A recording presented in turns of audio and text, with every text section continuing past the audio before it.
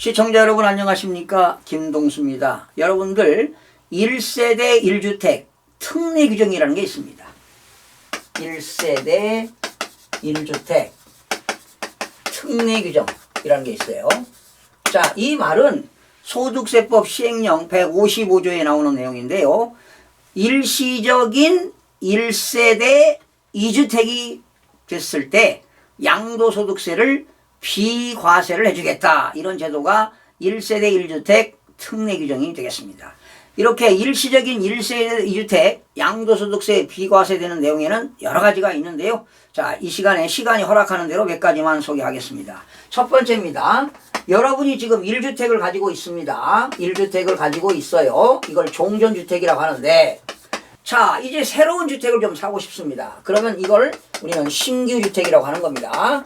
그러면 여러분이 현재 가지고 있는 1주택을 가지고 있는데 더 주거 환경이 좋은 주택으로, 또 큰 주택으로, 또 새로운 주택으로 이렇게 새 집으로 이사가고 싶다. 그러면 신규주택을 취득하게 되는데, 이렇게 돼서는 일시적인 1세대 2주택입니다. 대한민국의 모든 국민은 주거 이전의 자유가 있습니다. 그래서 이렇게 종전주택을 처분하고 새로운 주택을 사는 경우는 어떻게 되느냐?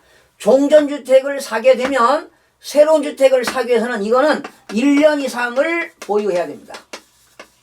그러니까 종전주택이 1년 이상이 지난 이후에 새로운 주택을 사야 됩니다. 이렇게 새로운 주택을 산 날로부터 종전주택은 몇 년 이내에 발효되느냐? 3년 이내에 이 종전주택을 양도하게 되면 비과세가 됩니다. 그러나 이 종전주택이 만약에 조정 대상 지역이었다면 2년 보유에 2년을 거주해야만이 비과세가 되는 것입니다.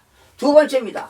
여러분이 일반 주택을 하나 가지고 있습니다. 주택을 하나 가지고 있는데 부모님이 돌아가셔서 상속을 받게 됐습니다. 상속주택입니다. 이렇게 일반 주택과 부모님이 돌아가셔서 상속을 받게 됐다면, 자, 1세대 2주택이 되었죠? 이때 일반 주택을 양도하게 되면 비과세가 됩니다. 그러나 상속주택을 만약에 팔았다, 이렇게 되면 과세가 되는 것이지요. 그래서 여러분들이 만약에 상속주택을 양도하고 싶다 그러면은 상속받은 주택에 대해서 감정평가를 의뢰해가지고 감정평가를 받아놓으면 그게 바로 취득가액이 되는 겁니다. 그리고 이제 팔아서 양도가액과 취득가액 양도차익이 생기면 발생하면 이 세금을 내야 되겠지만, 만약에 감정가격이 5억인데 5억에 양도했다면 세금이 없습니다. 그래서 만약에 여러분들이 상속주택을 양도하고 싶다면 반드시 감정평가를 의뢰해서 그 감정가격이 취득가격으로 계산하게 되면 세금 부담이 적어진다는 것이 되겠습니다. 자, 세 번째입니다. 여러분이 1주택을 가지고 있어요. 그런데 부모님도 1주택을 가지고 있습니다. 그런데 부모님이 직계 존속이 되겠죠? 직계 존속이 60세 이상인 어르신을, 부모님을 동거봉양을 목적으로 세대를 합치는 경우가 되겠습니다. 그러니까 자녀도 1주택을 가지고 있고 부모도 1주택을 가지고 있는데 부모가 나이가 연로해서 60세 이상이어서 동거봉양을 목적으로 세대를 합쳤다. 그렇게 되면 합가일로부터 내 집이 됐든 아버지 집이 됐든 1세대 2주택이 되는데 합가일로부터 10년 이내입니다. 10년 이내에 양도하게 되면 비과세를 받을 수가 있습니다. 10년이 되겠습니다. 자, 그 다음에 네 번째 하나 소개하겠습니다. 여러분, 총각도 1주택을 가지고 있습니다. 총각도 1주택을 가지고 있고 처녀도 1주택을 가지고 있습니다. 그러면 처녀 총각이 결혼하게 되면 결혼식이 아닙니다. 혼인신고, 혼인일입니다. 혼인일. 자, 혼인을 하게 되면 1세대 2주택이 되는 거 아니겠습니까? 총각도 1주택, 처녀도 1주택. 이제 혼인일로부터 이거는 1세대 2주택이 되는 거기 때문에 혼인일로부터 5년 이내, 총각집이 되었던 처녀집이 되었던 5년 이내 양도하게 되면 비과세가 되겠습니다.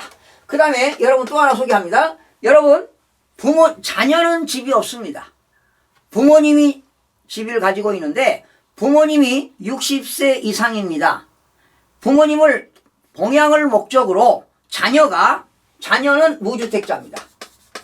자녀가 무주택자인데 부모 집에서 부모를 동거 봉양을 목적으로 부모님은 집은 가지고 계시죠.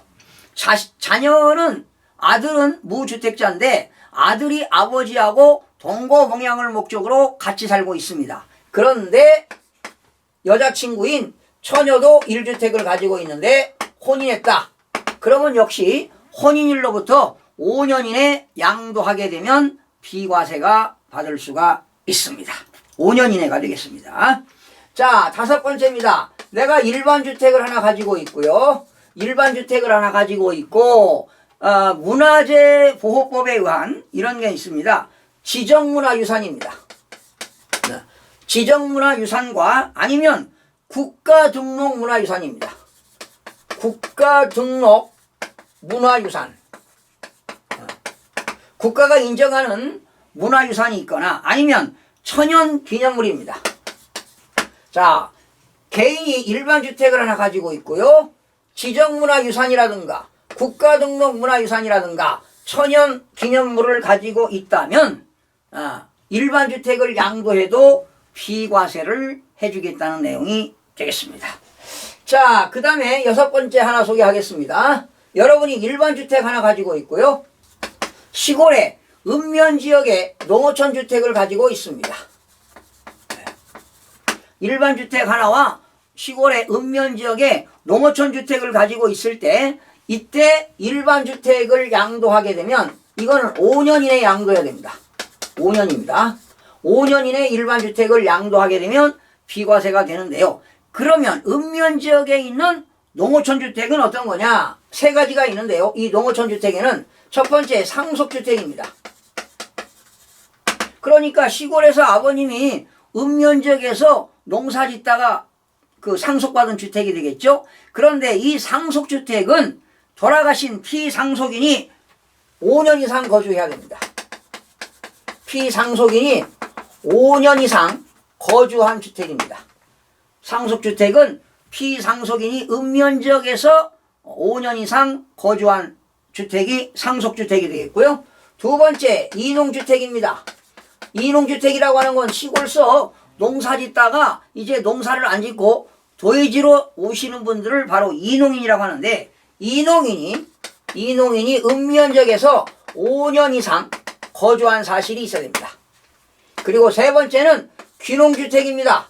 자, 여러분 시골에서 농사 짓다가 도시로 가는 사람을 이농인이라고 하지만 도시에 살다가 시골에 가서 농사 짓겠다고 가는 사람을 귀농인이라고 합니다. 귀농인. 이때 귀농인들이 취득하는 주택이 바로 귀농주택이 되겠는데요. 이 귀농주택은 요건이 고가주택에 해당하지 아니할 것. 여러분 고가주택이라고 하는 것은 12억 원을 초과하는 주택이 고가주택인데 그러니까 읍면지역에서 아주 비싼 주택이 아니라는 것입니다. 그리고 이 귀농주택은요. 대지면적이 660제곱미터입니다.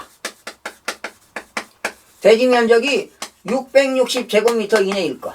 대지면적이 660제곱미터 이내일 것. 자, 그러면 귀농하겠다는 건 농사를 짓겠다는 거 아닙니까? 그렇다면 농지가 1000제곱미터 이상일 것. 1000제곱미터 이상이면 뭘 만들 수 있어요?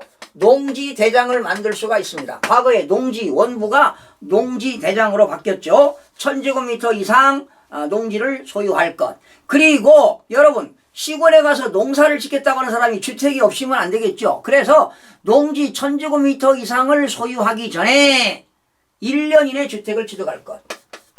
1년 이내 주택을 취득해야 된다. 시골에 있는 주택을 취득해야 된다. 이런 내용이 되겠습니다. 바로 이런 것들이 귀농주택이 되겠는데 또한 귀농인은 귀농해서 3년 이상 영농에 종사해야 됩니다.